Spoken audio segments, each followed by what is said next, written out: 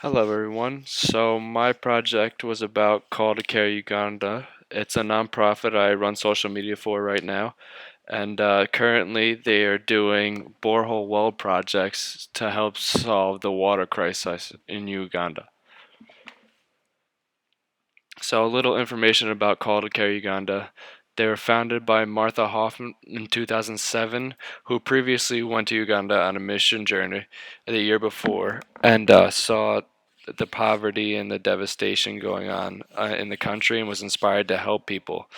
So she started setting up connections to fund the projects and start the wells and started a Unity School, which is basically a school for the children in a village in Uganda.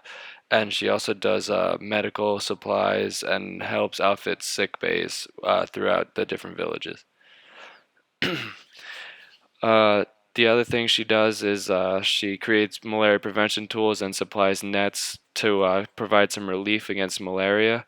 And she does multiple different things with the Rotary Club and is a well known person in the state of Connecticut.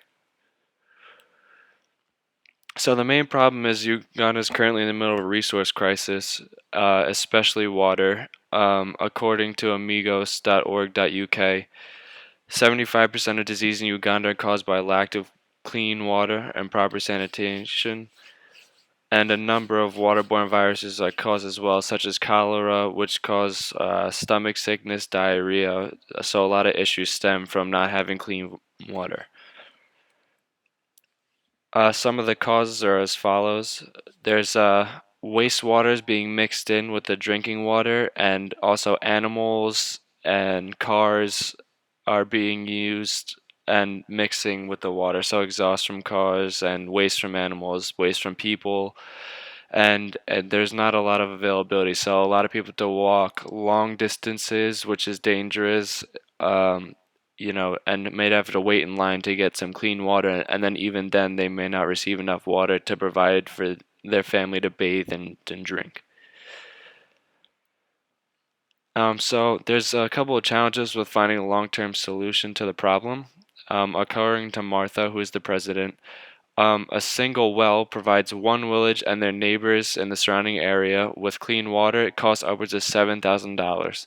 Now, CTCU is relatively new and they're smaller nonprofits, so getting an angel investor to fully fund the well or to partner with is difficult because no one wants to front the money for the well.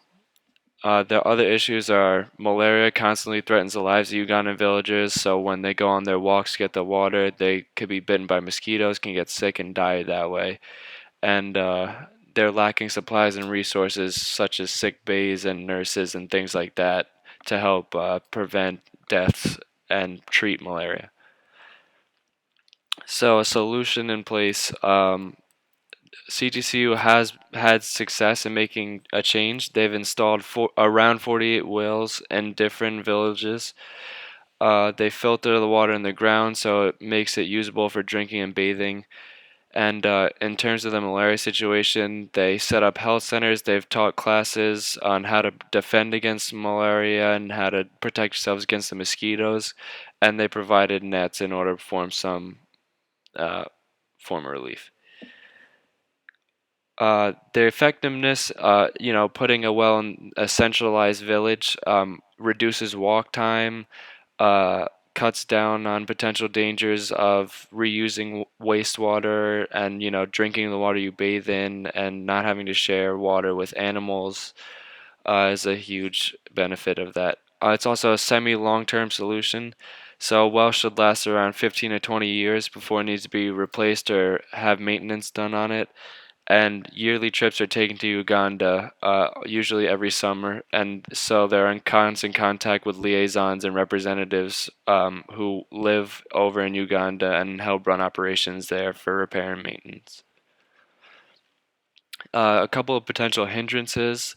The privatization of water is the biggest one, most likely. So, according to this article, um, slums are having inadequate access to improved water, and these big private water companies can charge whatever they want for clean water.